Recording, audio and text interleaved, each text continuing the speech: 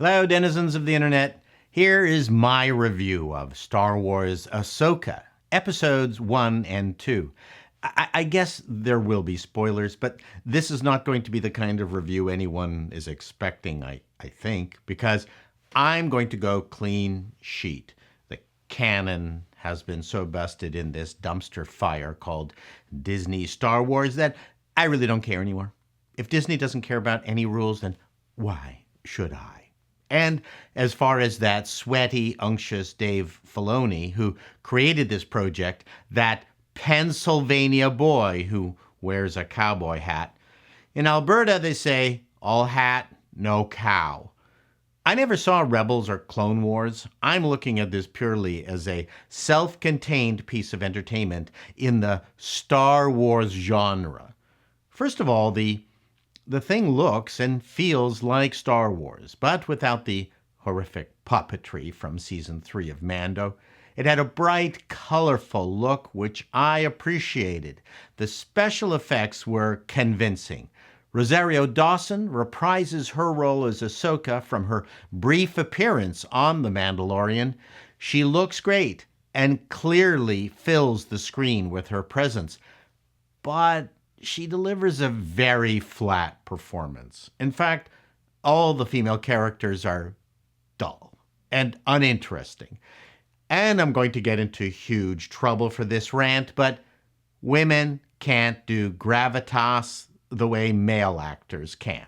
Oh, unless you're Betty Davis after smoking a pack of Marlboros and downing a bottle of bourbon.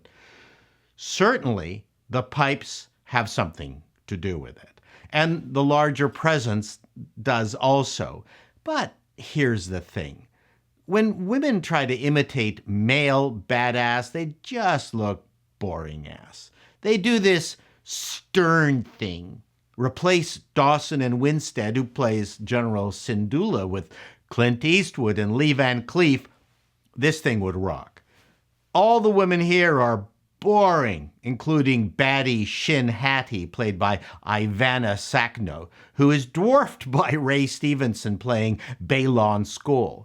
Every time he sends her off to kill people, it looks like he's letting a chihuahua off its leash. You go, girl. Female badassery is best when it's, don't you touch my children, bitches. Women do Mama Bear really well. Lack of emotion does not make things more dramatic. Getting back to the show, I actually kind of like the fact that the show's writers assumed viewers would probably be coming from the Rebels cartoons and know the characters, and so avoided endless exposition. I'm sure many will complain about the fact that if you haven't seen Rebels, you won't get this. I'm perfectly capable of piecing relationships together myself as the story progresses. And holy crap, what's not to get? The show starts with good people doing the stupidest thing possible and letting bad people on their massive ship letting themselves get killed. The bad people break out another bad person out of her cell. Then we go to a planet where Ahsoka does some Indiana Jones nonsense, gets a thing, fights droids who want the thing, then inexplicably the droids blow themselves up with tiny explosive devices that inexplicably are capable of leveling the surface of a planet. The thing contains a map that everybody wants. Did I need to watch 4 years of Rebels to understand that? The setup of Sabine Wren as the rebel without applause was comical.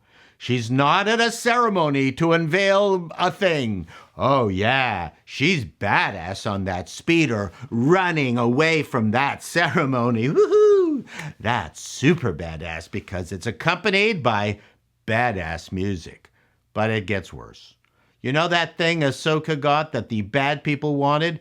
Well, it's a map thing. The map thing requires badass Ren to decipher it because it provides the location of Grand Admiral Thrawn.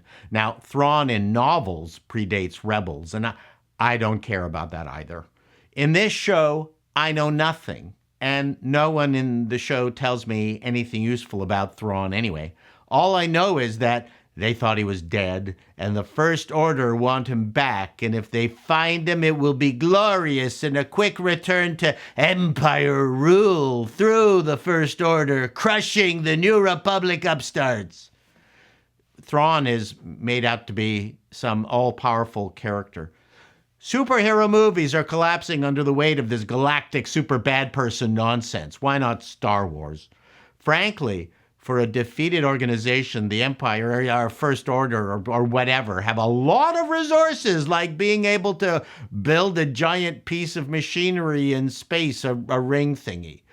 This was the first thing I noticed in Force Awakens, and it was the first clue that the movie was going to be shit. How'd the First Order get its mojo back? It should have been about the challenges of the rebels' continued efforts to become the New Republic and contain their part of the galaxy, while rooting out the remnants of the Empire, who should have been in shambles, scrambling for resources, not this BS. That might be in book somewhere, but so far we have not gotten that on screen, except for perhaps that tedious Mandalorian Amnesty episode featuring Dr. Pershing. That was garbage. Ahsoka hinted at that with the clandestine building of the hyperdrive on some scrapyard planet, and it getting spirited away by people loyal to the First Order. Where was the facility's security? Not even a mall cop? How come only Syndulla went after the wayward hyperdrive? Has the New Republic utterly lost control of this facility that repurposed Empire space junk? This was more stupid.